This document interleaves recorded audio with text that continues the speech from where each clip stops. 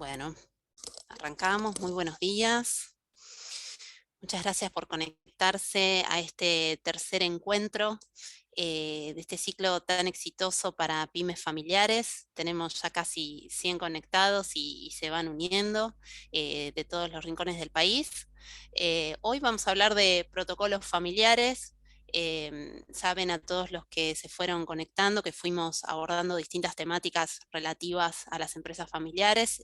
Hoy nos toca este tema que es de interés para muchísimas empresas.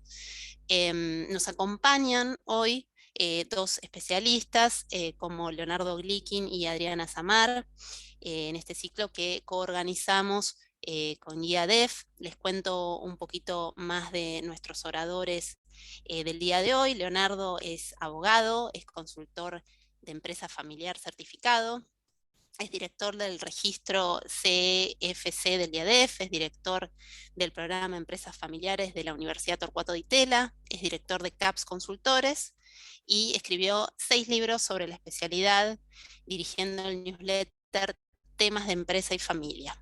En el chat les vamos a estar compartiendo su contacto y también va a estar presentando en esta mañana Adriana Samar. Ella es psicóloga organizacional especializada en temas de género, es International NLP Practitioner, es consultora certificada en empresas familiares, con una vasta experiencia en actividades de gestión, supervisión, asesoría y consultoría organizacional, tanto en ámbito público como privado. También es integrante del equipo de CAPS Consultores y ahora y también al final del encuentro les vamos a compartir en el chat sus datos de contacto. Así que les damos entonces la bienvenida a todos los que se fueron sumando. Recuerden que pueden compartir en el chat sus preguntas. Yo me voy a estar ocupando de compilarlas junto con los comentarios y al final del encuentro las voy a estar compartiendo con los oradores. Así que buen encuentro y seguimos admitiendo a quienes se conectan. Adelante, Adriana y Leonardo. Bueno, muchas gracias. Bienvenidos a todos. Hoy vamos a hacer una presentación sobre un tema que algunos dicen que es la niña bonita de la temática de las empresas familiares. Y dicho de otra manera, podemos decir que es la columna vertebral del proceso de organización de una empresa familiar. Porque el protocolo familiar o el protocolo empresario familiar es un instrumento. Adelante, Adriana, si podés compartir tu pantalla. Comienzo. Un segundo.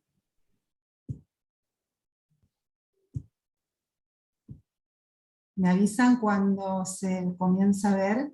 ¿Está? Estamos en la placa inicial. Adelante. Bien, sigamos. La siguiente.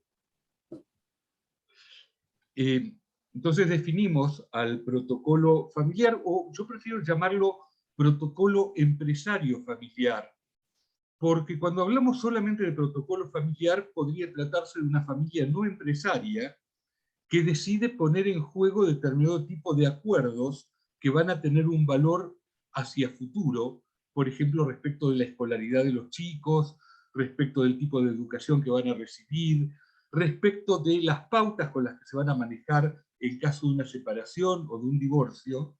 Y por eso es que yo prefiero hablar de protocolo empresario familiar, porque está destinado específicamente a las familias empresarias, a las familias que tienen una empresa. Y entonces lo definimos como un instrumento formal, con valor legal y moral, que contiene los acuerdos de una familia empresaria respecto de, adelante, los modos de participación familiar en el trabajo. Y esto tiene que ver con que no todos los miembros de la familia están obligados a trabajar en la empresa, pero los que trabajan en la empresa tienen que tener un orden. Y ese orden tiene que estar basado no en que porque soy socio, soy familiar o soy heredero voy a trabajar y yo en mi sector hago lo que quiero.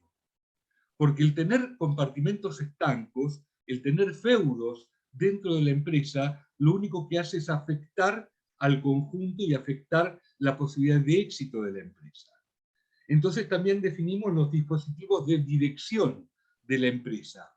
Esto significa si se va a mantener el directorio formal previsto en la Ley de Sociedades para las sociedades anónimas, si se va a mantener la reunión de socios previsto en la Ley de Sociedades para las sociedades de responsabilidad limitada, o si se van a establecer estamentos paralelos o, en algunos casos, dominantes de la situación, como puede ser un comité de dirección o como puede ser un consejo de familia o un consejo de accionistas.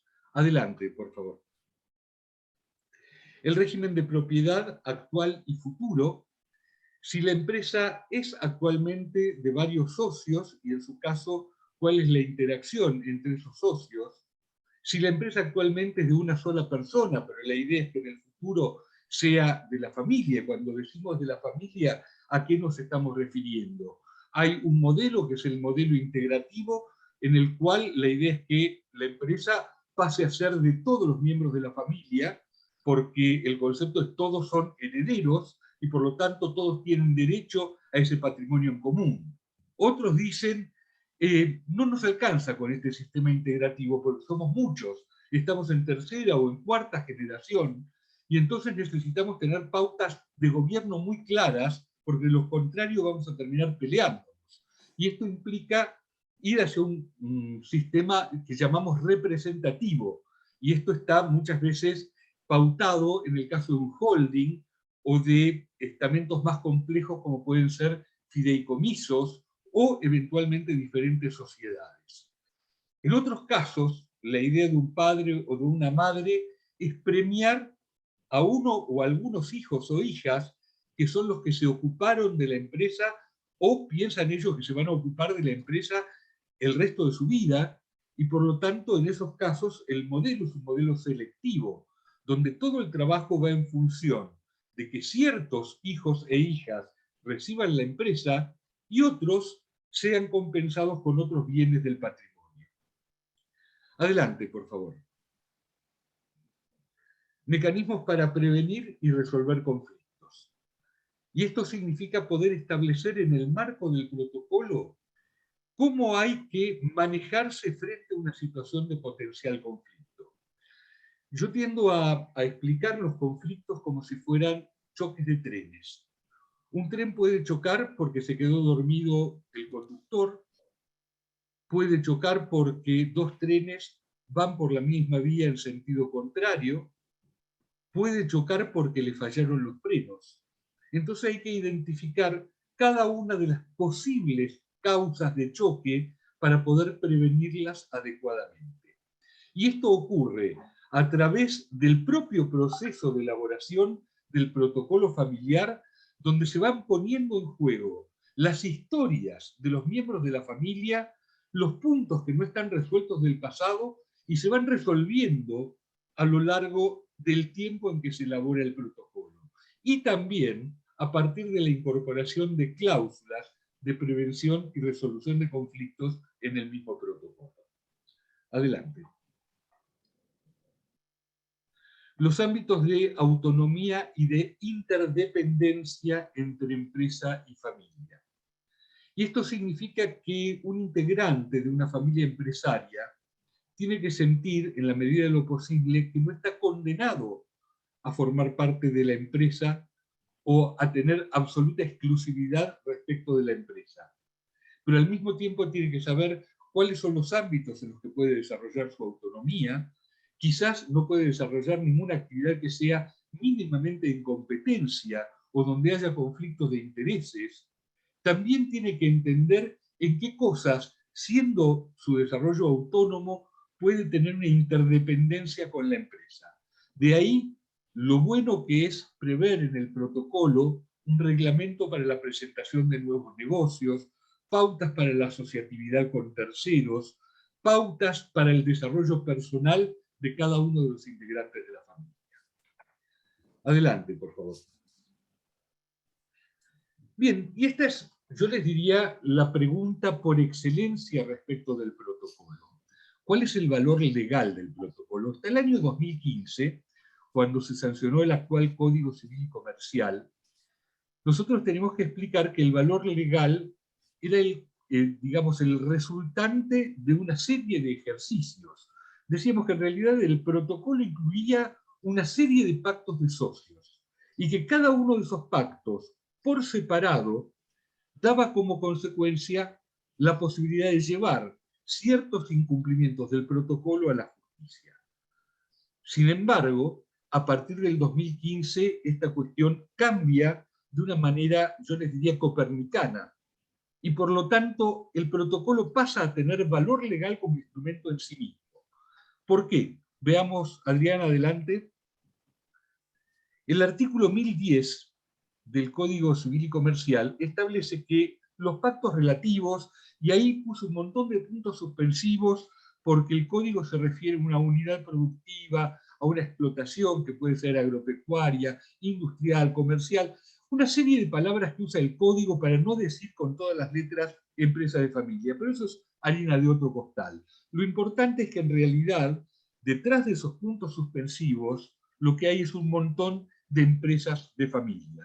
Y entonces dice el artículo 1010 que los pactos relativos a la conservación de la unidad de gestión empresaria y a la prevención y resolución de conflictos van a ser válidos aunque impliquen un pacto sobre herencia futura, sean o no sean parte el futuro causante y su cónyuge, siempre y cuando, y esto hay que tenerlo siempre presente, no queden afectadas la legítima hereditaria, los derechos del cónyuge ni los derechos de terceros.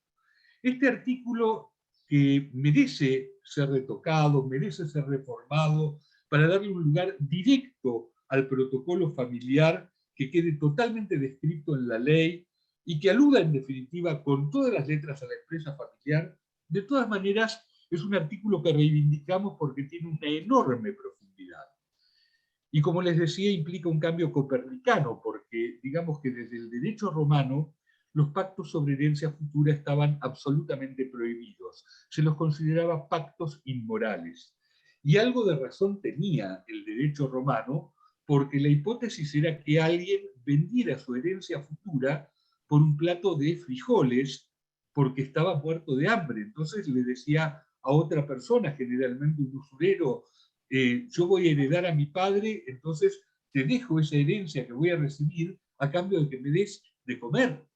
Entonces eso podría ser una situación de mucho abuso respecto de ese futuro heredero, pero en realidad la inmoralidad estaba basada en otra cuestión, que era que una cosa es que el heredero de la misma sangre no quiera matar a su ascendiente, y otra cosa es que ese mismo respeto lo tenga quien se haría rico con aquella herencia.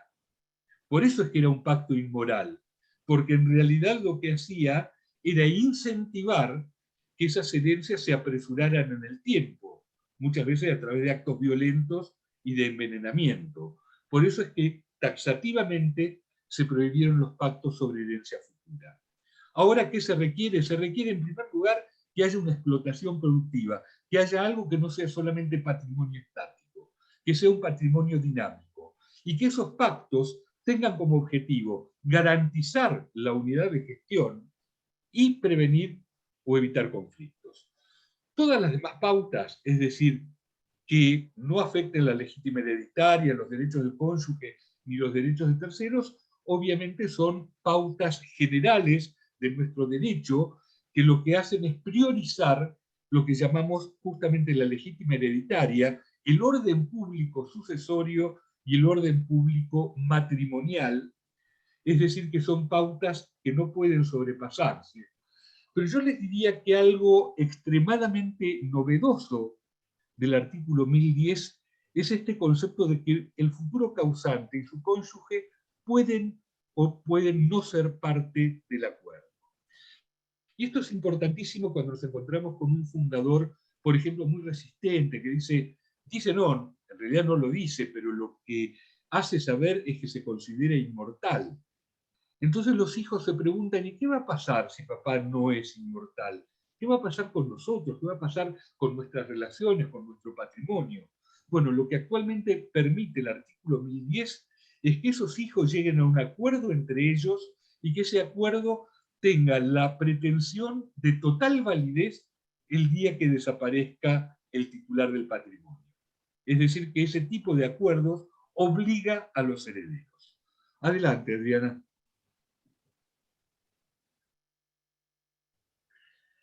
Y hay que tener en cuenta que también tiene valor como contrato asociativo en los términos del artículo 1442 y siguientes del Código Civil y Comercial, y estos contratos básicamente tienen libertad de formas y de contenidos y producen efectos entre las partes, aunque no estén inscritos.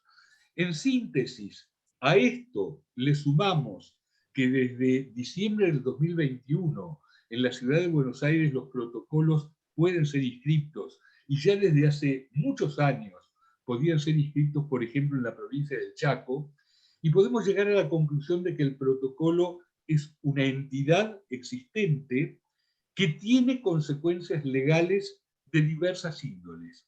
Por supuesto, en ningún caso puede violar el orden público. Nada de lo que se hace en nuestro sistema legal puede violar el orden público, es decir, aquellas normas en las cuales está interesado el Estado. Pero en términos de proponernos la viabilidad del protocolo y el factor coactivo, es decir, si se puede hacer cumplir un protocolo y en caso de que no se cumpla, que eso pueda surtir efectos, actualmente la respuesta es positiva. Efectivamente puede hacerse. Adelante, por favor.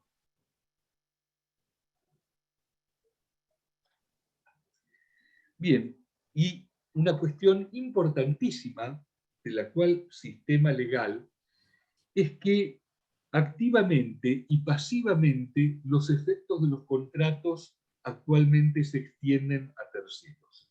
Esto que en el viejo Código Civil no era tan así porque los efectos personales no se extendían a terceros. Por ejemplo, en el viejo Código Civil alguien se podía excepcionar y podía decir, no, yo soy titular de las acciones. Pero si mi viejo limitó sus derechos societarios a un protocolo, eso a mí no me atañe, eso a mí no me afecta. Bueno, actualmente, conforme el artículo 1024 del Código Civil y Comercial, esto ya no se puede alegar y todo aquello que firma el titular de un patrimonio obliga también a sus herederos. Adelante, por favor. Bien.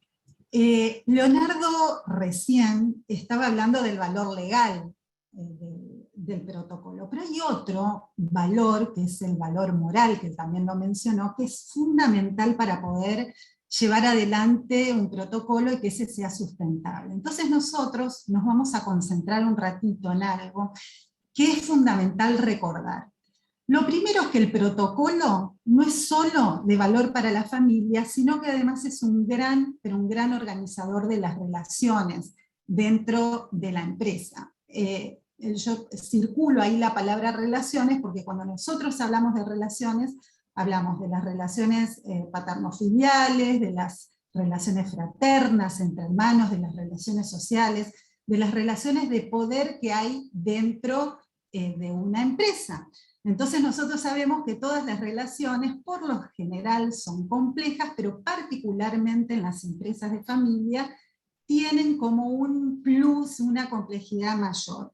¿Por qué se da esto? Es muy importante entenderlo, porque los estilos, por ejemplo, de relación de las familias son fácilmente transferibles a la empresa. Entonces, si nosotros tenemos, por ejemplo, una familia que en su intimidad familiar, por su historia, por lo que sea, tengan grandes dificultades, por ejemplo, para dialogar, es muy, pero muy probable que esta misma dificultad se transfiera al ámbito, por ejemplo, de una reunión de dirección o de gestión dentro de esa empresa familiar. O sea, hay fácilmente una transferencia de estilos, pero aparte tiene otra particularidad, que es que los conflictos surgidos, por ejemplo, en el seno de la familia, también son fácilmente transferibles a la empresa y a la inversa. Entonces, por ejemplo, si se desvincula en algún momento algún miembro familiar en la empresa, en la dinámica, digamos, de la empresa, y puede llegar a suceder que de pronto se alteren los asados de los domingos. O sea, lo que uno va viendo es como esta circularidad que hay. Entonces, ¿por qué nosotros hacemos un pie, digamos, en este tema? Porque estas relaciones de las que nosotros hablamos, ante todo, tienen una base moral. Es una base moral puntualmente. Y esto los empresarios de familia lo saben, y lo saben muy bien, y por eso les preocupa cómo poder hacer para regular estas relaciones. Bien, sigamos. Entonces, dentro de cuál es el valor moral del protocolo, nosotros sabemos que las relaciones tienen una base moral, pero la moral, ¿cómo se constituye? Nosotros ahí estamos viendo como un gráfico en donde es bastante claro y plantea, digamos, de que la estructura moral está conformada por valores, por ideales, por normas de conducta, por pautas de comportamiento. O sea, son las bases de nuestro comportamiento. Entonces, ¿qué pasa? Son, la mayoría de las veces, totalmente inconscientes. ¿Qué significa esto? Yo puedo percibir en alguna situación X.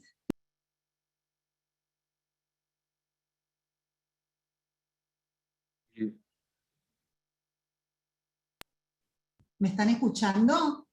Sí, Adriana, Ahora ahí sí. volviste. Sí, sí. ¿He vuelto? Bueno, entonces lo que decía es que muchas veces todas estas, lo que de alguna manera constituyen la estructura moral de las personas es inconsciente. Si yo en algún momento necesito o veo una persona que necesita de mi ayuda, simplemente voy y la ayudo. No es que yo estoy razonando y pensando que en realidad lo voy a ir a ayudar porque cuando yo era chica mi madre y mi padre me dijeron que tenía que ser solidaria, o en un grupo de catequesis o en el grupo de convivencia de un colegio me dijeron que eso estaba bien. Simplemente voy y lo ayudo, porque el valor de solidaridad me constituye y es importante para mí. Pero estos procesos no son del todo conscientes. Entonces, cuando nosotros dentro del proceso de protocolo empezamos a trabajar algunas cuestiones, nos vamos dando cuenta de que la estructura moral impregna todo, o sea, impregna la vida misma y por supuesto las decisiones que se van tomando dentro de las empresas. Entonces, nosotros trabajamos sobre cuestiones, no avanza el PowerPoint, a ver. Hay que ponerle gasoil. Sí, está lento, no sé por qué no avanza. A ver. Pruebo.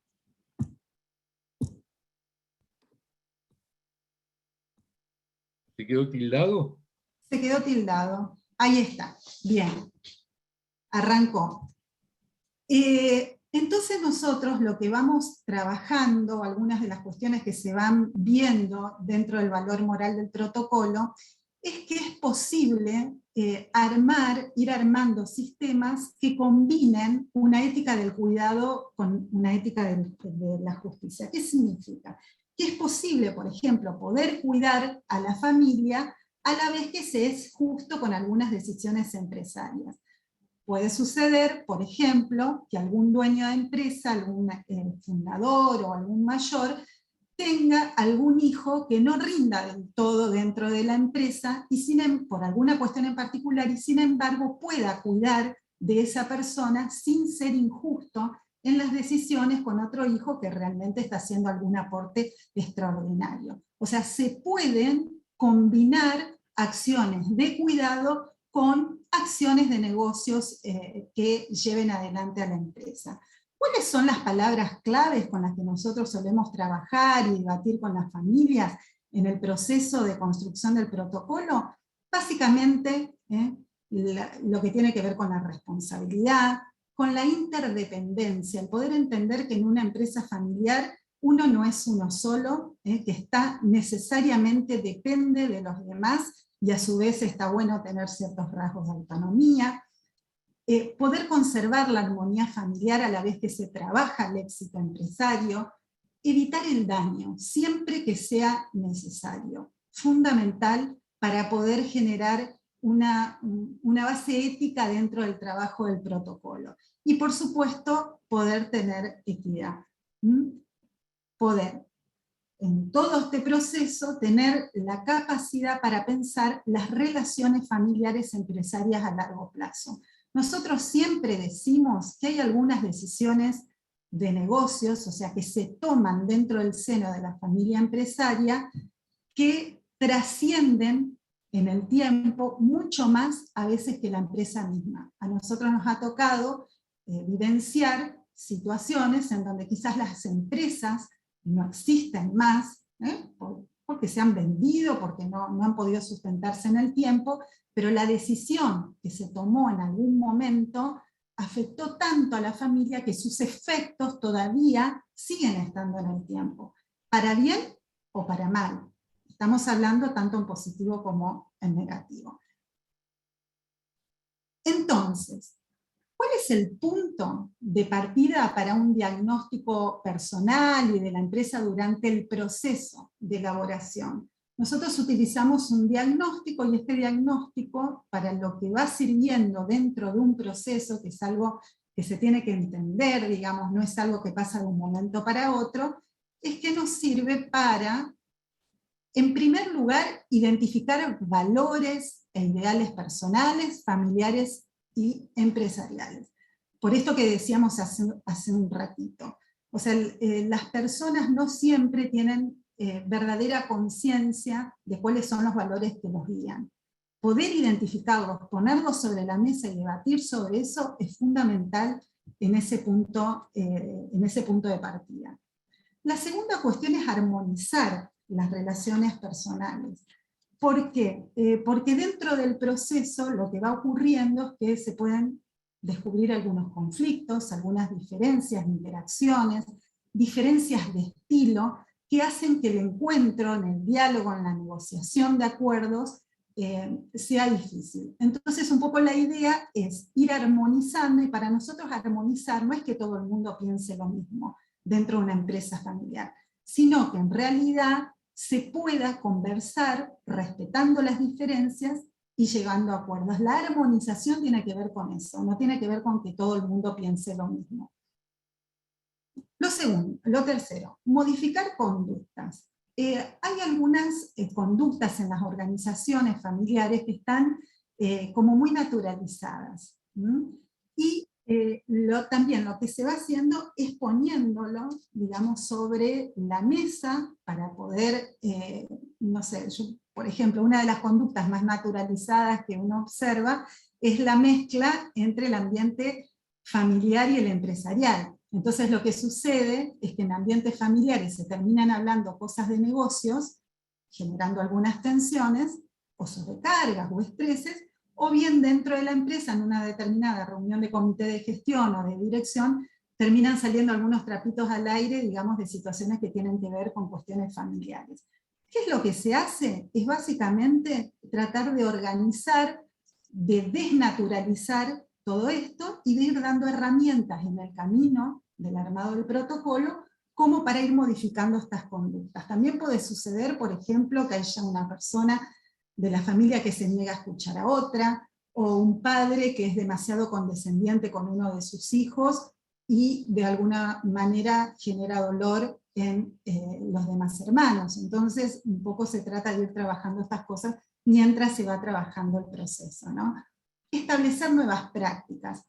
En esto de establecer nuevas prácticas se generan diálogos muy interesantes, sobre todo intergeneracionales. O sea, esto que sirvió en algún momento del pasado de la empresa, la llevó al éxito, puede no ser hoy la llave para el crecimiento de la empresa familiar.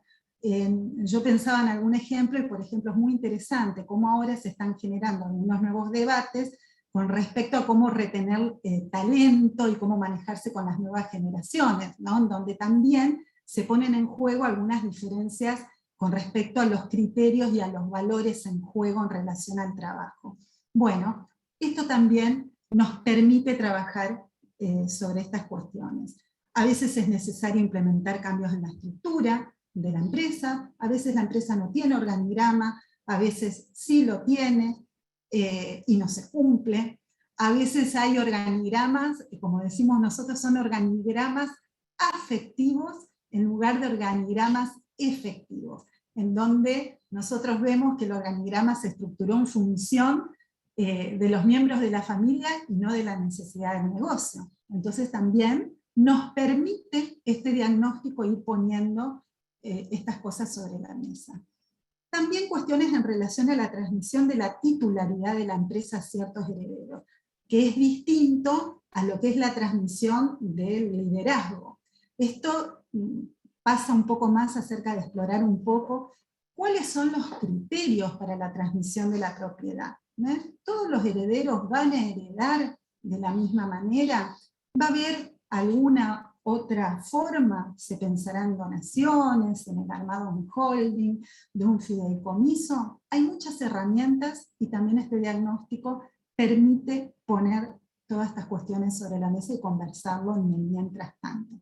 Y por último, realmente, yo lo entiendo como psicóloga, es lo más importante, que es que cada una de las personas que integra la familia empresaria pueda encontrar el mejor lugar. Su mejor lugar puede ser en la gestión, puede ser simplemente como accionista, puede ser en un rol de dirección o coordinando el consejo de familia, depende. Siempre hay que lograr ensamblar y armar una fórmula en donde este lugar sea una combinatoria entre lo que la persona siente que puede hacer, por su capacidad, por un montón de otras cuestiones, y por supuesto lo que necesita la empresa. ¿Sí? Bien. En definitiva, se trata de tener mejores vínculos y una mejor organización.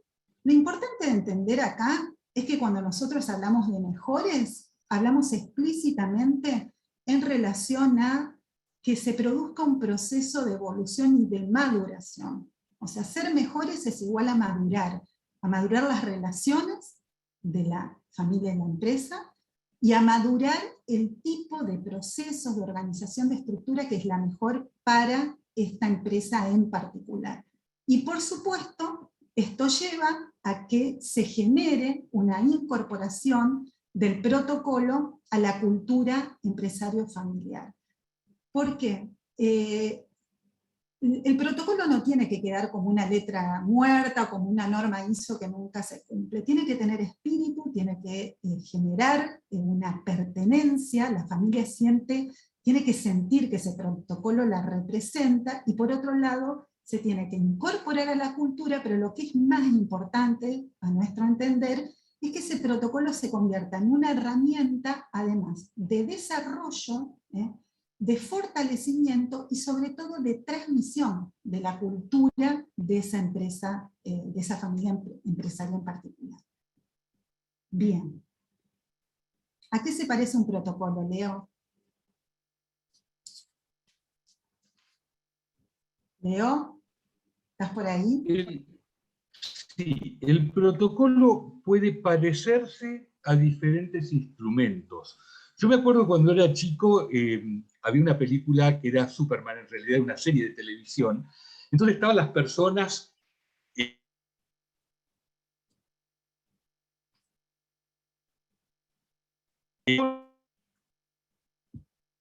Te escuchamos entrecortado, Leonardo.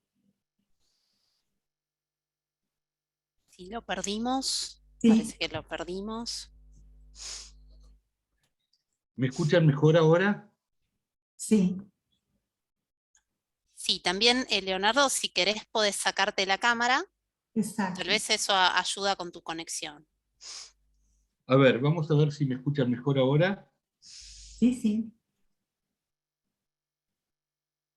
Bueno, entonces, adelante, vamos a ver a qué se puede parecer un protocolo. Bien. Básicamente, protocolo puede ser, seguir una más, por favor. Puede ser una constitución, puede pensarse que es como una ley, puede pensarse como un contrato, como un reglamento o como un pacto de honor. Y podríamos decir que en realidad el protocolo es de una forma de todas estas cosas. El concepto de pacto de honor se tuvo que acuñar antes del 2015, cuando El protocolo como instrumento todavía no tenía pleno valor legal, y entonces la clave estaba en que si los miembros de la familia lo hacían cumplir, el protocolo iba a tener valor, y por lo tanto era el honor de los miembros de la familia lo que hacía que se sostuviera el protocolo. Si lo decimos desde una perspectiva jurídica, en realidad el protocolo es como la ley fundamental de ese pacto empresario-familiar, y por eso es una constitución. A veces lo bajamos un poco y ciertas normas son como una ley que todos tienen que cumplir. Pero a veces se trata de compromisos recíprocos, y si son compromisos recíprocos, eso se parece a un contrato. Y quizás cuando llegamos a la idea de reglamento, es cuando nos encontramos con la mayor dificultad para que un protocolo sea realmente efectivo. Porque en general cuando hablamos de reglamento, hablamos de pautas muy específicas, por ejemplo, en qué mes del año vamos a poder cambiar el auto y qué nivel de auto vamos a poder comprar con dinero de la empresa y qué pasa si alguien se toma 2 días de más de vacaciones. Generalmente, cuando es necesario que el protocolo tenga aspectos muy reglamentaristas, es porque en realidad no hay un acuerdo de fondo, no hay una legitimidad compartida que haga que ese protocolo sea sustentable en el tiempo.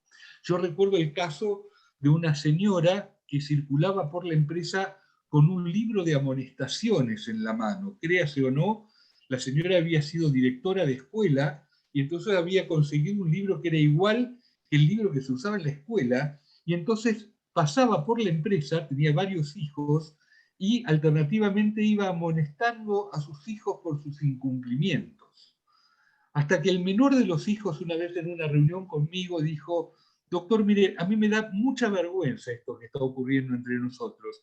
Yo me comprometo a que ese libro no va a ser más necesario. No quiero que mamá siga circulando con el libro por la empresa. Y esta iniciativa, este compromiso del hermano menor, yo les diría que cambió la historia.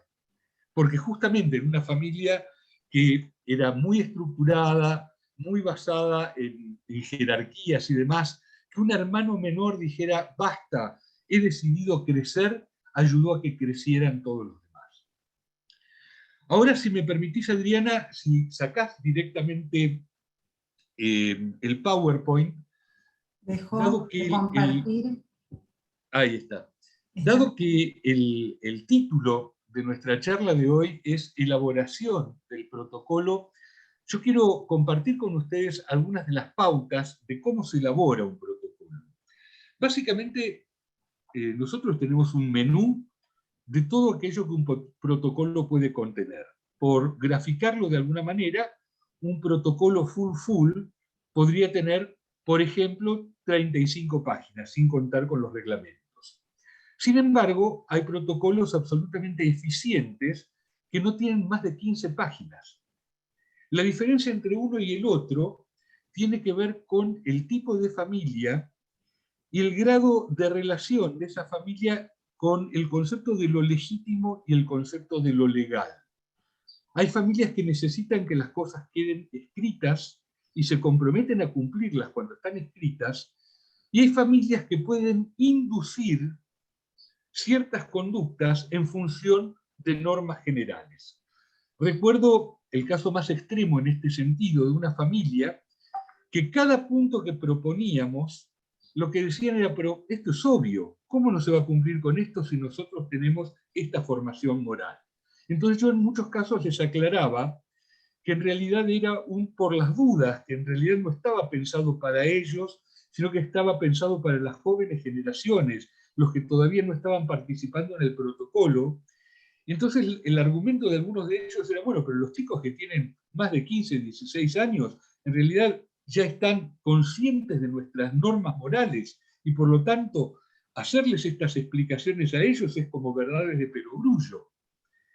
Entonces llegó un punto en que les dije: bueno, si somos coherentes con el pensamiento de ustedes y con la confianza de ustedes en lo que ustedes transmiten verbalmente, el protocolo escrito para ustedes no tiene ningún sentido.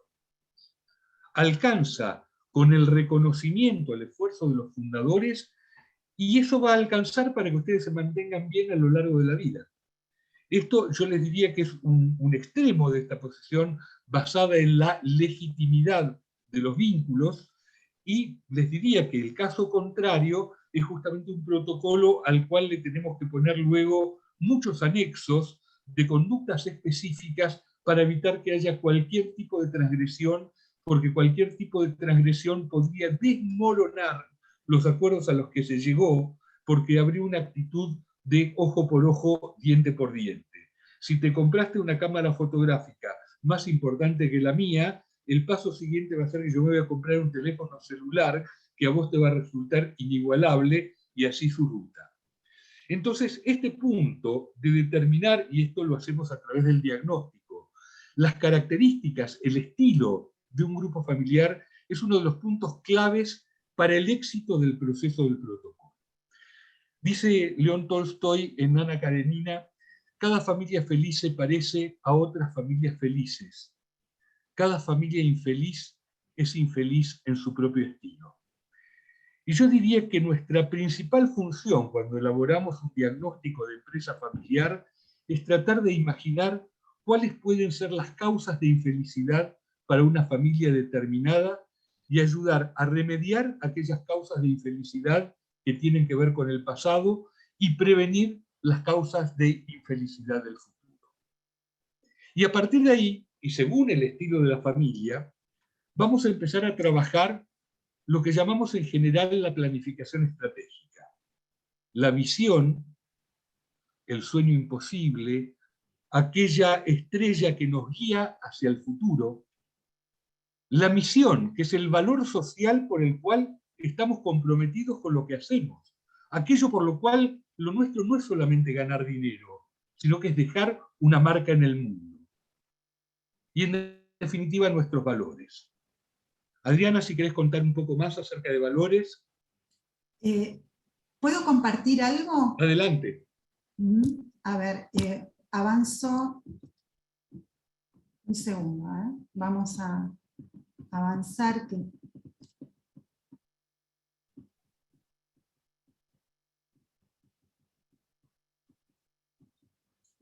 Bien, el tema de valores es para nosotros un tema apasionante, porque en realidad, hace un rato decíamos, bueno, hay relaciones que hay que ordenar en las empresas de familias, hay que darle valor moral a esto, y parte de la moral se construye a través de valores. El proceso de identificación, de revisión y de reformulación de los valores es imprescindible, porque remiten a nuestra historia, a la historia de esa familia, y por supuesto generan, por eso ponemos una rosa de los vientos, también a posiciones relativas, porque orientan muchas de las decisiones que se toman en las empresas. O sea, es importante preguntarse, por ejemplo, en el proceso, ¿qué principios y prácticas son esenciales para nosotros y nos comprometemos a mantener a largo tiempo? ¿Y cuáles son los valores que definen nuestra identidad? Para esto, nosotros pensamos en un ejemplo. Acá pusimos una representante de una tercera generación, de una familia empresaria. No se ve el PowerPoint, ¿Cómo? Adriana. No se ve el PowerPoint. ¿No se ve? A ver. Te falta compartirlo, me parece. Un segundo, disculpen.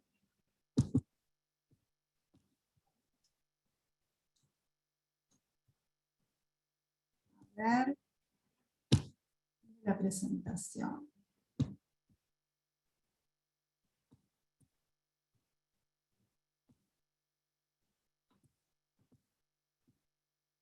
Ahora. ¿Se lo ve?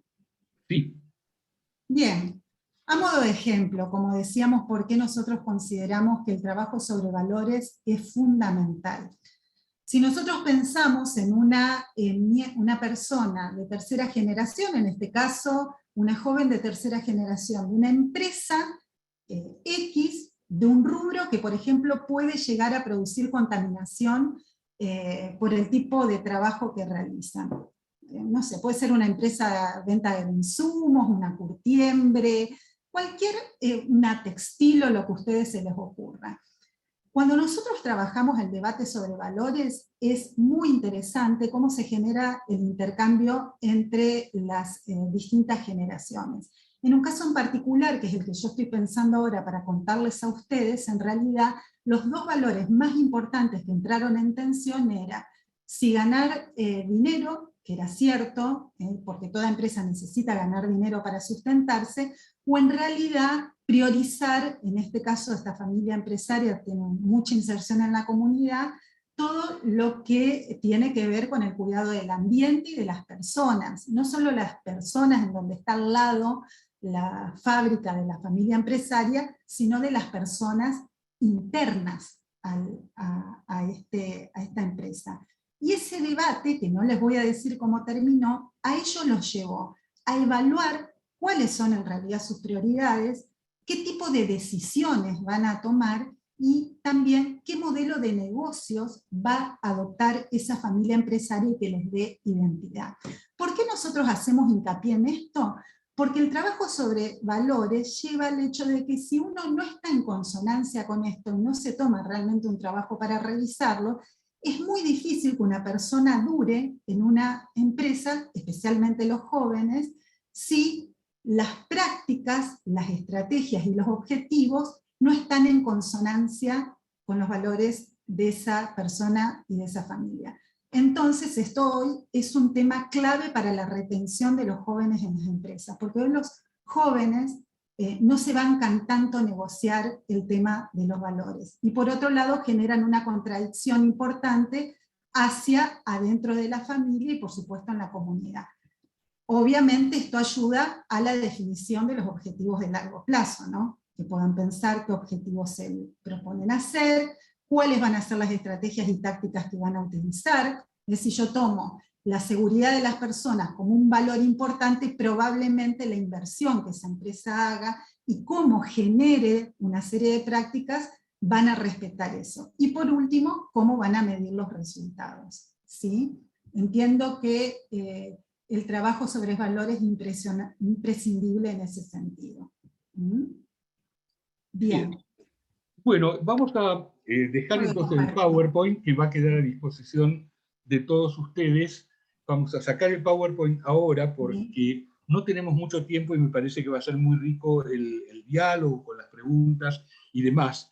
Yo voy a terminar de contarles en 10 minutos cuáles son los demás aspectos del protocolo, qué otras cuestiones se prevén en un protocolo, pero aclarando que no todas las familias recorren el mismo camino ni empiezan por el mismo lugar.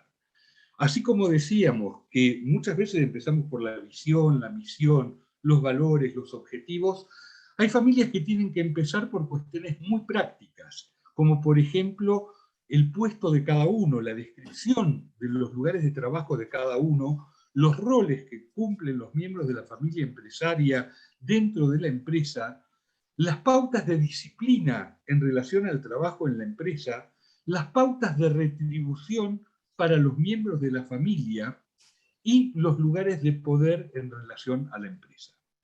Esto significa pautas para el ingreso, la permanencia y el egreso de los miembros de la familia.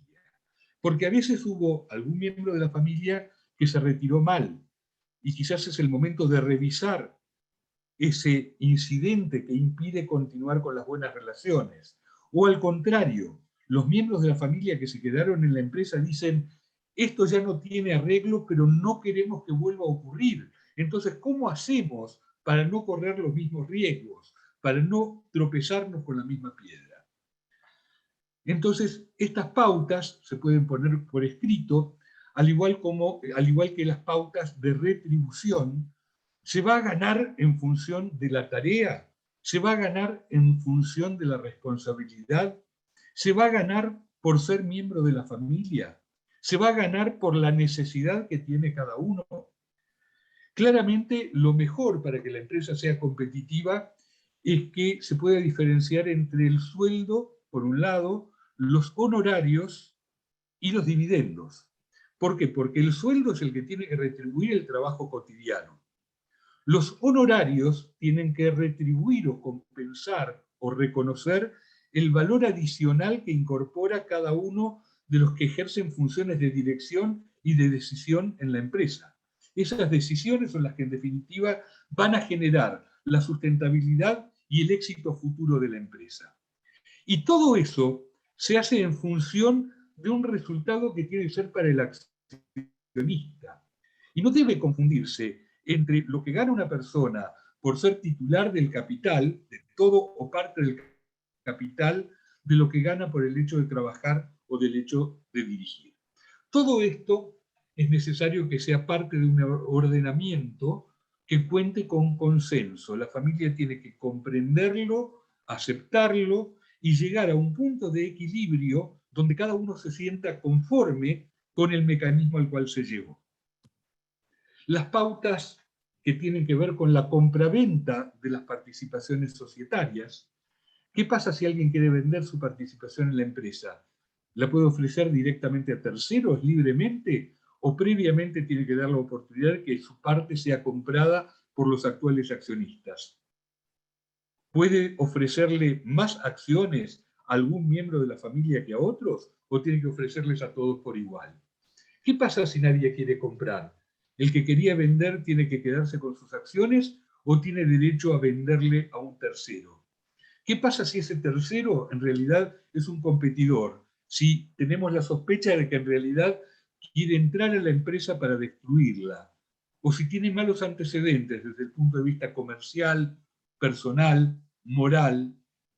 ¿Qué pasa, por ejemplo, en un mercado pequeño cuando se sabe quiénes son los protagonistas y el que va a entrar al mercado es alguien que el mercado no acepta y por lo tanto eso puede poner en riesgo a la empresa familiar? Todo esto se puede prever y también se puede prever la hipótesis del fallecimiento de algún titular de acciones. Y la pregunta del millón es, ¿qué pasa con los herederos? ¿Todos los herederos se van a convertir en accionistas? ¿O vamos a diferenciar entre los parientes consanguíneos y los que no son consanguíneos? Hay muchas empresas en las cuales la idea es que la continuidad, el futuro, sea en base a la consanguinidad. Por lo tanto, es necesario establecer un mecanismo para compensar a los parientes políticos. Esto significa que los cónyuges en ningún momento van a ser accionistas de la empresa o van a ser socios de la empresa, sino que su parte va a ser adquirida por los parientes consanguíneos. Luego tenemos los mecanismos pensados para prevenir y resolver conflictos. Y esto significa pensar en cuáles son los conflictos significativos que pueden afectar las relaciones entre los integrantes de la familia empresaria, porque si yo tengo un hermano que es muy duro y que no quiere negociar con los sindicatos, y el día de mañana me encuentro con que están quemando neumáticos en la puerta de mi fábrica, quizás esto a mí me afecta no solo desde el punto de vista económico, sino también moral. Yo no estoy de acuerdo con esa forma como se maneja mi hermano. Y por lo tanto, en estas cuestiones tenemos que tener una posición consensuada. Por eso es que la actitud frente a un conflicto sindical, por ejemplo, se convierte automáticamente en un conflicto significativo que desafía a la familia empresaria. Esto hay que contemplarlo, como también hay que contemplar qué pasaría, por ejemplo, en caso de que un socio me haga perder una cantidad de dinero muy importante por una decisión que tomó solo. Bueno, estas cuestiones hay que ponerlas sobre la mesa y reglamentar cuáles son aquellos temas que requieren eventualmente de una mayoría especial y que en caso de que no haya acuerdo, es necesario llegar a algún mecanismo para resolver la cuestión. Hay empresas familiares muy antiguas donde el mecanismo que se usa es, si no hay consenso, no se hace. Son empresas donde las decisiones en general son muy lentas, pero al mismo tiempo son muy sólidas.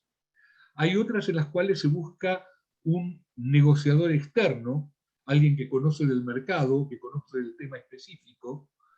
A veces se le confiere a ese negociador la posibilidad de tomar decisión en nombre de los miembros de la familia. Entonces, de negociador se convierte en árbitro. A veces se recurre a la mediación de un tercero imparcial.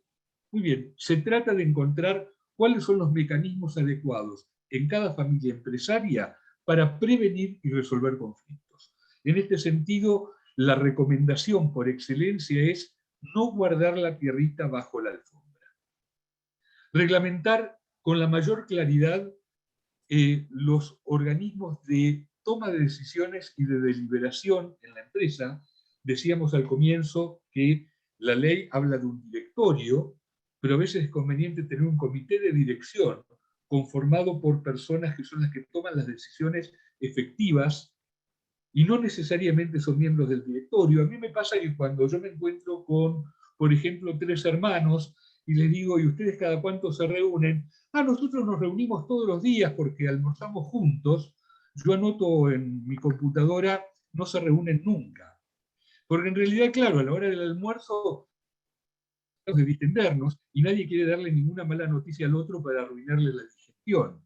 Conclusión, nunca se terminan de hablar las cosas que hay que hablar. La reunión de dirección requiere de un espacio en particular totalmente pautado, con horario de comienzo, horario de finalización, con un temario a desarrollar y con pautas de seguimiento de lo que se decide. A veces, además del comité de dirección, en particular en las etapas de traspaso generacional, es necesaria una mesa de dirección donde incorporamos a los hijos, que no van a tomar decisiones, pero van a escuchar a sus padres cómo toman decisiones. A veces en empresas con familias más grandes se requiere un consejo de familia, es decir, un espacio en el cual toda la familia esté reunida y todos participen de la mística de la familia empresaria. Los dispositivos, los organismos que va a tener cada organización son propios de las características de esa organización. En todos los casos, la recomendación es que estos dispositivos estén establecidos, estén descritos y que funcionen. A veces funcionan naturalmente y a veces requieren del apoyo de consultoría externa para hacerlo funcionar. Y hay otras pautas que en general incorporamos que tienen que ver con los reglamentos para la presentación de nuevos negocios, con las pautas para asociatividad con terceros, las normas de exclusividad de los miembros de la familia, las pautas de confidencialidad y los temas de propiedad intelectual. Todo esto va a ayudar a que rija el concepto cuentas claras conservan la amistad. Y cuando hablamos de empresa familiar, tendemos a 2 grandes valores. Uno, el éxito empresario, otro, la armonía familiar.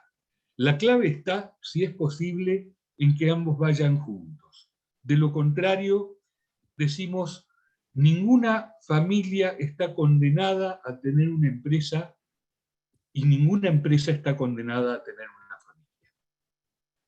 Bueno, y con esto cerramos la parte de exposición y quedamos atentos a las preguntas y comentarios de ustedes. Excelente, Leonardo, lo dieron todo, ¿eh? Muchas gracias. Hay muchos comentarios, hay muchas preguntas, hay mucha identificación. Disculpas de antemano por perderme alguna de esas preguntas, pero bueno, trataré de canalizar la mayoría de ellas. Evelyn nos preguntaba al comienzo del encuentro, y esto lo pueden retomar cualquiera de los dos, el que se sienta más cómodo. Dice, ¿cuál es la extensión ideal del protocolo?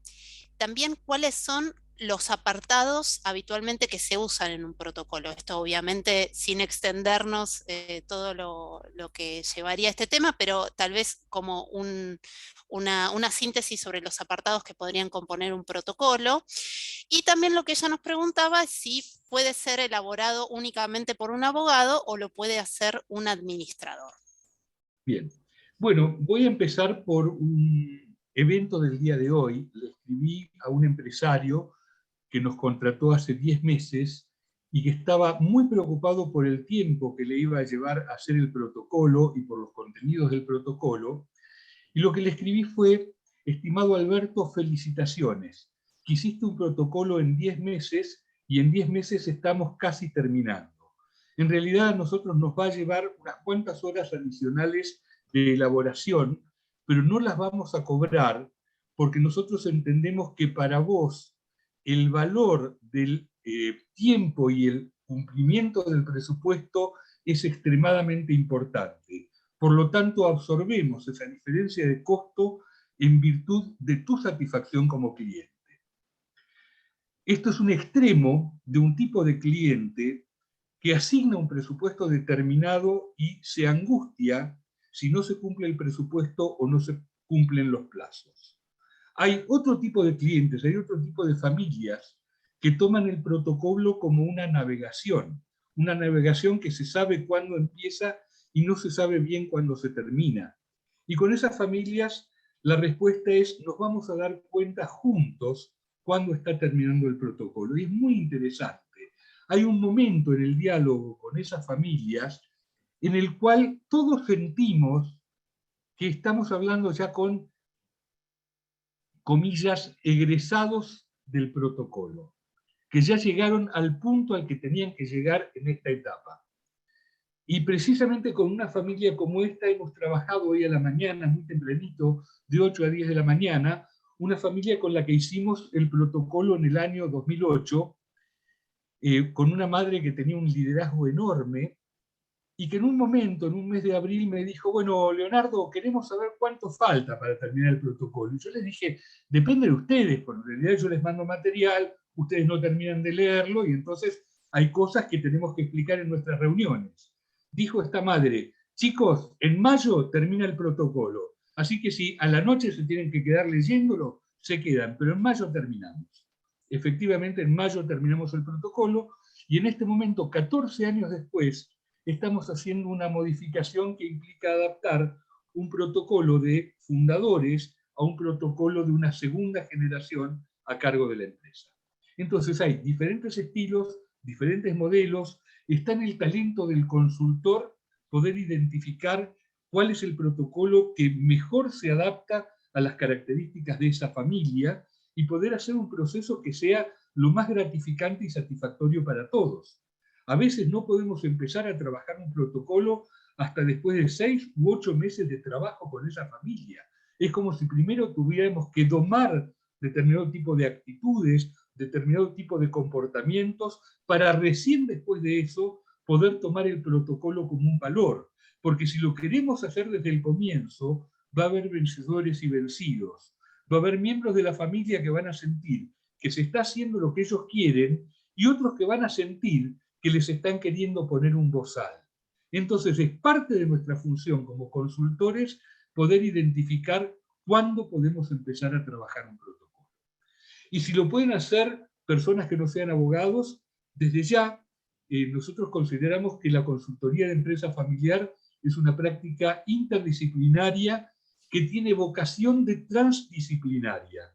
Es decir, tendemos a que la consultoría de empresa familiar puede ser tomada por profesionales con una formación originaria en distintas disciplinas, pero que se formen, por eso es que tenemos una marca, que es la marca de consultor de empresa familiar certificado, de la cual yo tengo el honor de dirigir el registro, cuya función es justamente dar a profesionales de diferentes disciplinas toda la formación necesaria para que cada uno de ellos pueda participar en un proceso de consultoría de empresa familiar. En ese marco, a veces el abogado va a ser el profesional que tenga, yo les diría, la línea de dirección del proceso, y otras veces va a ser el profesional experto.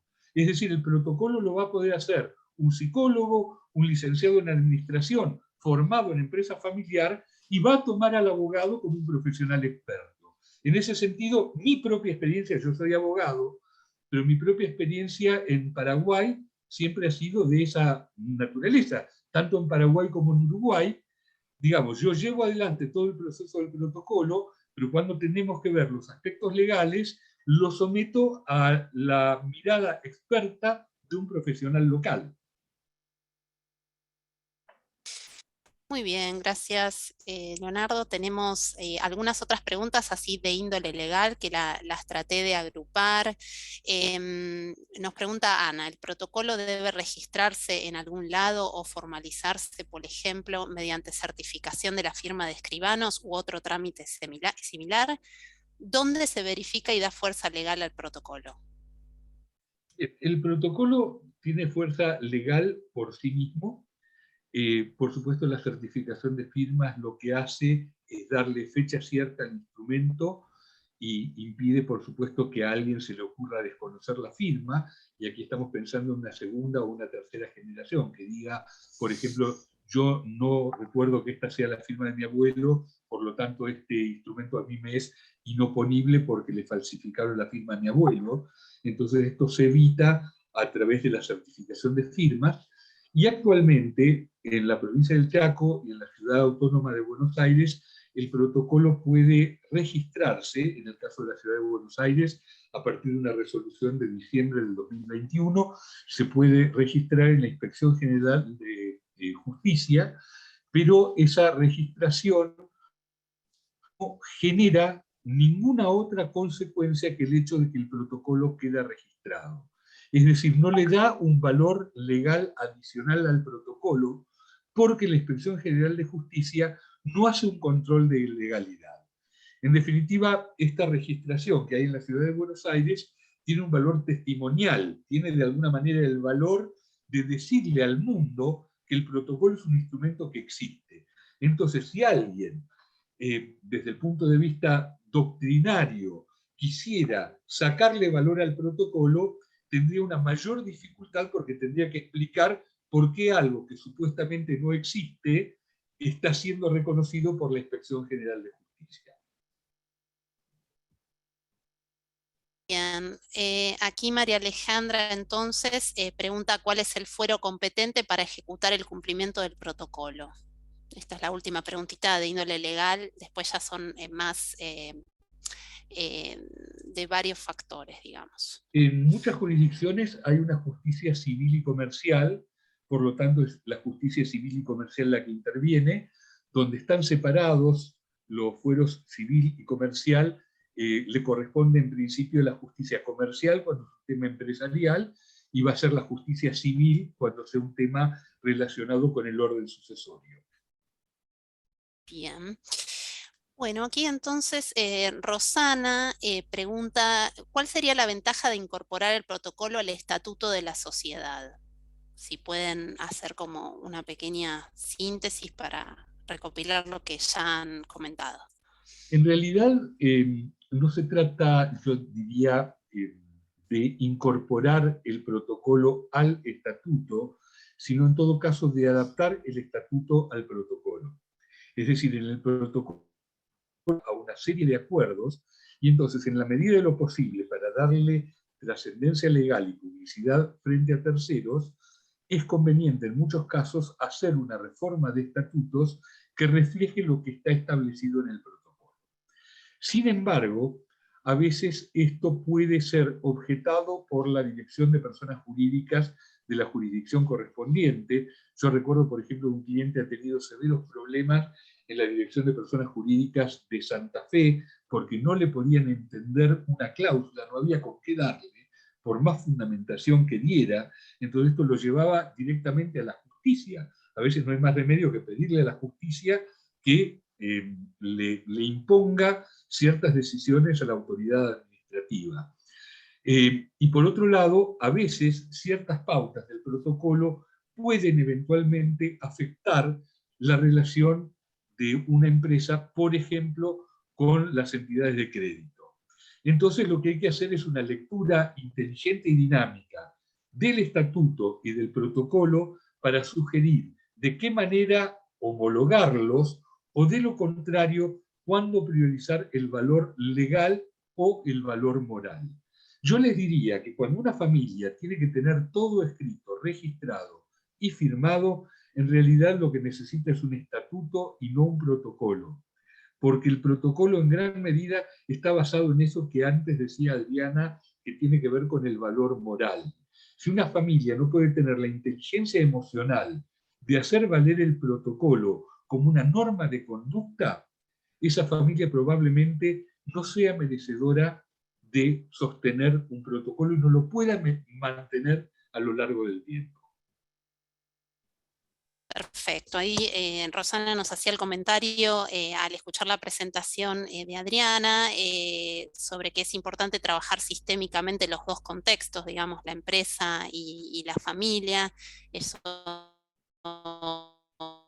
subrayaba ella. Después María dice, bueno, excelente el planteo sobre el movimiento familiar interno, también es otro comentario que rescatan. Después, bueno, Nicole nos consulta cuál es la diferencia entre pacto de familia y protocolo familiar. Eso si lo quiere recuperar Adriana o Leonardo. A ver, adelante. puedo arrancar la respuesta y en todo caso que Leonardo la complete. Los pactos que se producen tienen que ver con la fantasmática de la familia, es un arreglo interno. El protocolo es una herramienta de valor legal y moral. O sea, hay una legalidad, se responde a la justicia, en los pactos no. Y sobre todo, volver sobre una idea que estuvo todo el tiempo, digamos, subyacente a lo que fuimos planteando, y es de que el valor moral dentro del protocolo lo que hace es que modifica, transforma el tipo de compromiso que los integrantes de la familia empresaria tienen hacia el cumplimiento legal del protocolo. ¿Está? No es que lo hacemos porque si no voy a juicio o lo que sea, sino que lo hago y lo hacemos porque estamos convencidos de que fue producto de un proceso en donde se trabajaron un montón de cuestiones, entre ellos los valores personales de la familia. Entonces es más difícil que exista una falta, digamos, de identificación con ese protocolo. Los pactos son otra cosa, por lo menos tal cual yo lo entiendo desde el punto de vista psicológico. Uno pacta cosas internamente. Pero bueno, no sé, Leonardo, desde la visión, digamos, más de la abogacía, ¿no? Yo lo hago desde el punto de vista psicológico. Coincido con esa mirada, que en realidad es en gran medida la mirada con la que nosotros trabajamos. Pensemos que la ley de sociedades fue una ley que se estableció en el año 1972, pensada en las grandes empresas que cotizan en bolsa. Por lo tanto, esa ley aplicada a las pymes se aplica con forceps. Es naturalmente difícil aplicar la ley de sociedades a las pymes.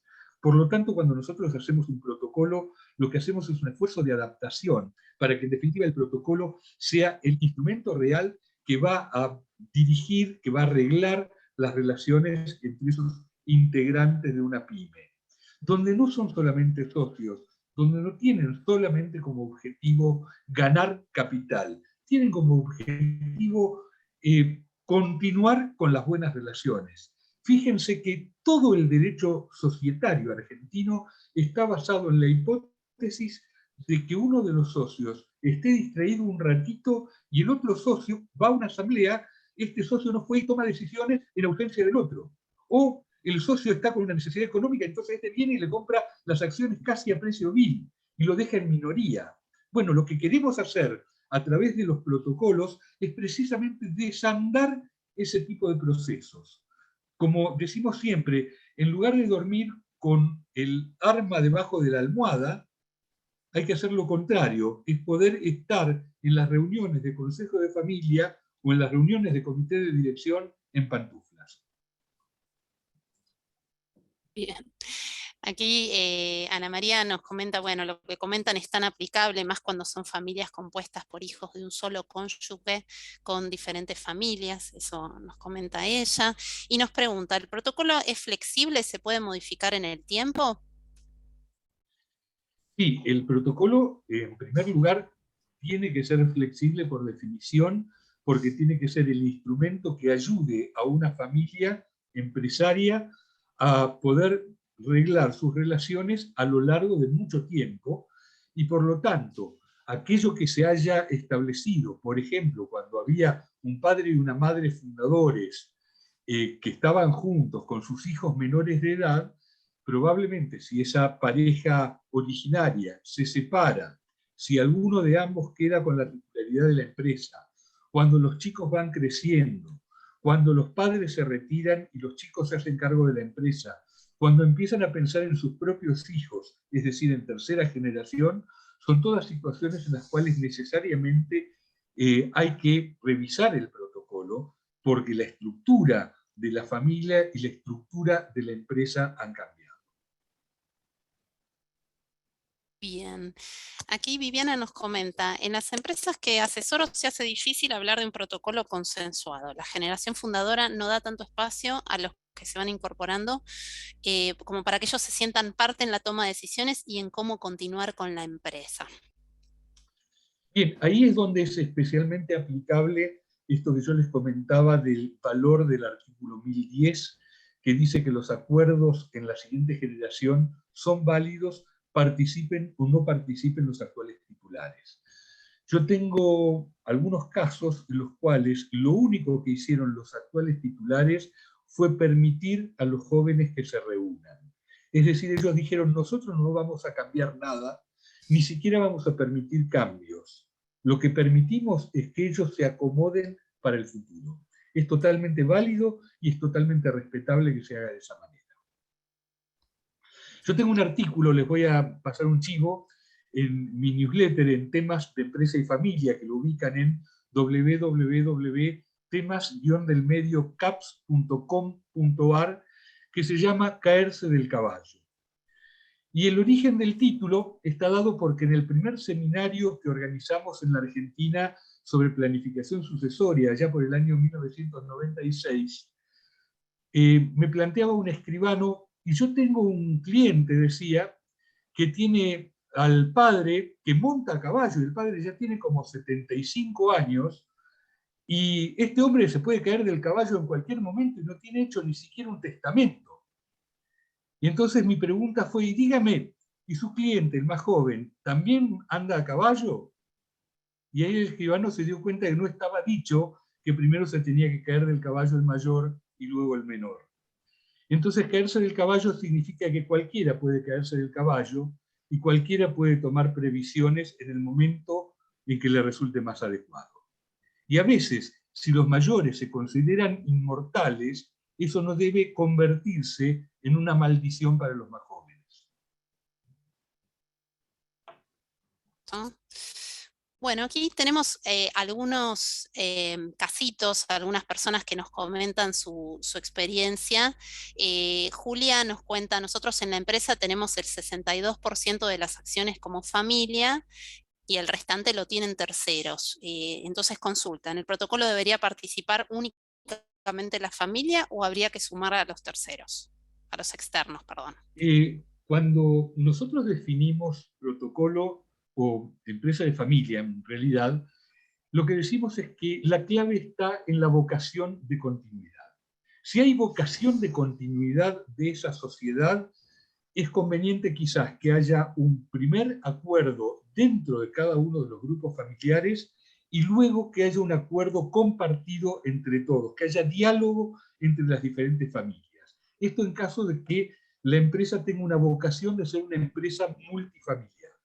Por el contrario, si se considera a los socios externos como socios coyunturales, es decir, que están hoy, pero que la idea, la vocación es que no estén en el futuro, en ese caso lo mejor es que el protocolo sea del grupo familiar que tiene la vocación de continuidad.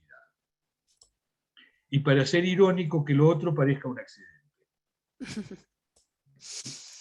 Bueno, después hay consultas muy específicas como la de José, que bueno, nos cuenta que en un caso hay dos hijos en el protocolo, el padre le deja a uno un campo y el otro la fábrica, que tienen valores similares, pero al fallecer el padre hubo un cambio significativo entre ambos valores. ¿Puede uno de los hijos accionar contra lo que firmó en el protocolo?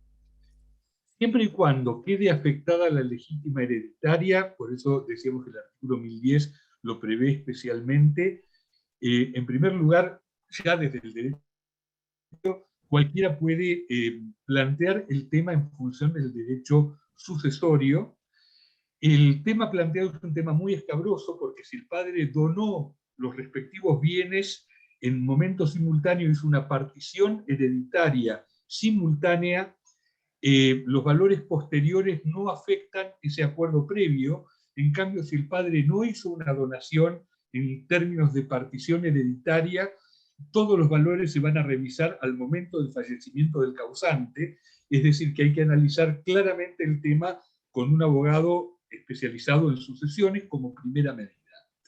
Y luego de ver la parte dura, que es la parte de la aplicación del derecho sucesorio, habrá que ver la parte blanda, que tiene que ver con el espíritu de lo acordado entre las partes.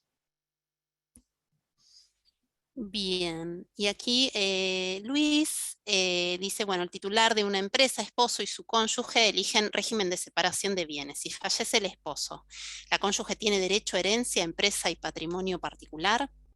Sí, con el régimen de separación de bienes, el cónyuge es heredero respecto de los bienes propios. Esa es la gran diferencia entre el matrimonio con separación de bienes y la convivencia. En la convivencia no hay derecho hereditario, en cambio en el matrimonio, por el solo hecho de casarse, lo que hay es derecho hereditario. Cuando no hay separación de bienes, cuando hay comunidad de bienes gananciales, el cónyuge no es heredero, habiendo hijos, los únicos herederos son los hijos, y el cónyuge retira el 50% en concepto de gananciales. Cuando no hay sociedad conyugal, es decir, cuando no hay comunidad de bienes, cuando hay separación de bienes, el cónyuge hereda en la misma proporción que los hijos. Si hay 2 hijos, se reparte la herencia entre 3, si hay 3 hijos, se reparte entre 4, y así sucesivamente. Bien. Bueno, Rosana, también al escuchar la presentación de Adriana, reflexiona y trae esta frase de ninguna organización puede ser más grande que el horizonte espiritual de las personas que en conjunto la conducen, de Rudolf Mann. Gracias, Rosana.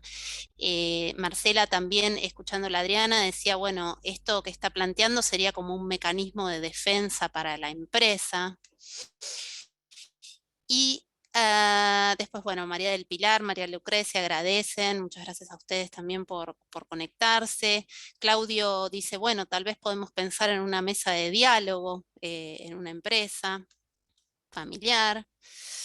Después, bueno, hay consultas muy específicas de Pedro, Luis y Viviana con respecto a la instrumentación cuando hay integrantes que niegan a otros la participación en la empresa, la registración del protocolo en todo el país y los requisitos de empleabilidad y la forma de ir ascendiendo. Son bastante específicos. Los invitamos a Pedro, a Luis, a Viviana que contacten a Adriana, a Leonardo. Ahí en el chat vamos a compartir sus mails porque son bastante específicas para abordarlas aquí y no sería satisfactorio correr para responderlas sintéticamente, ¿no? Muchas gracias a todos también por su participación. Adriana, Leonardo, si tienen algún comentario final que realizar. De mi parte, me parece excelente la iniciativa del Ministerio de la Producción de difundir estos temas y, por supuesto, como integrante del IADEF, absolutamente agradecido y valorando todo este esfuerzo organizativo. Muchas gracias. Bueno, reforzando lo que dice Leonardo, lo mismo, y realmente me encanta ver en los participantes gente de todo el país, porque bueno, justamente la realidad de las empresas familiares varía mucho, ¿eh? Inclusive la estructuración y el trabajo de un protocolo se nota ciertas cuestiones propias que tienen que ver con las diferencias geográficas también. Así que bueno, me encanta ver tantas consultas y muchísimas gracias por la invitación. Gracias Adriana, Leonardo, bueno, gracias a todos los que se conectaron. Les contamos que ahora para el cierre nos va a acompañar la directora de Desarrollo de Capacidades Productivas, María Florencia Iglesias, y mientras ella ingresa y nos da unas palabras, les vamos a compartir en pantalla los datos para una preinscripción a una diplomatura en gestión y dirección de pymes que estamos ofreciendo nuevamente este año. Les voy a compartir en el chat la posibilidad para que puedan preinscribirse y también para que puedan hacer sus consultas. Y ahora sí, Florencia, si estás por ahí.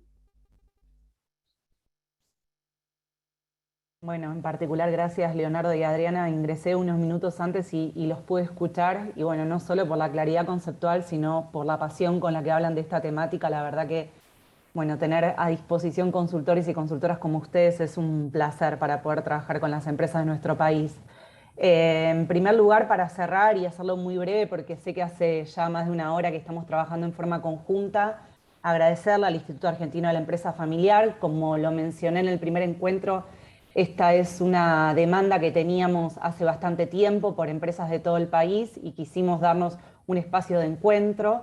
Así que agradecerle a IADEF en general y en particular a cada uno de los expositores de estos 3 encuentros, a Adriana y a Leonardo, pero también a Natalia Christensen, a Pablo Loyola, a Alicia Stiebler y a Javier Fay-Busewicz por haber estado presentes en estos 3 encuentros.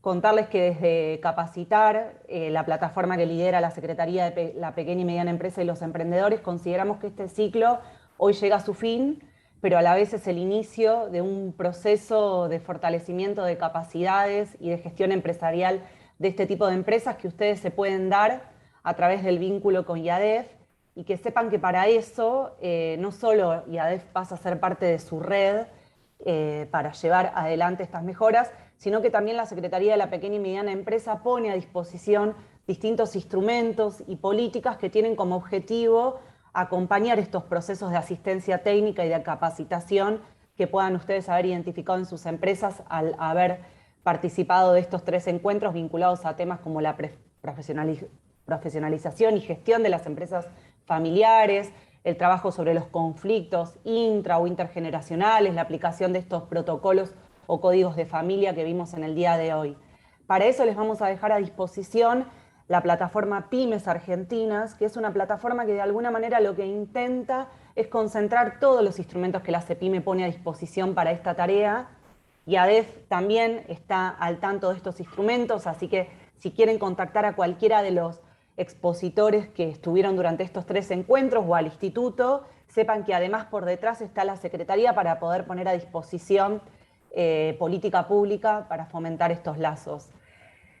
Las esperemos en la Diplomatura en Gestión y Dirección de Pymes, que ponemos a disposición la preinscripción. El módulo de Pymes Familiares va a ser uno de los módulos que va a tener esta diplomatura, así que van a poder seguir trabajando esta temática en la misma, y cualquier consulta a disposición a través de nuestro correo institucional, plataforma capacitarpyme@produccion.gov.ar. Muchas gracias y nos estamos viendo en un próximo encuentro. Y un comentario importante, porque ahí veo varias consultas en este sentido. La Diplomatura en Gestión y Dirección de Pymes, como todas las propuestas que lidera Capacitar, son propuestas gratuitas, porque nuestro interés es poder sensibilizar y formar pymes de todo el país en ejes estratégicos para el desarrollo productivo nacional. Así que tanto este ciclo como las diplomaturas, como todas las acciones que lideremos desde esta plataforma, son gratuitas para todas las empresas pymes de nuestro país. Muchas gracias y ahora sí les despido. Un abrazo en particular también a todo el equipo, a Victoria, a Jessica, a Belén y a María Rosa, que hacen posible que podamos estar trabajando en el día de hoy y en los encuentros anteriores. Así que muchas gracias. Gracias Leonardo y gracias Adriana en particular.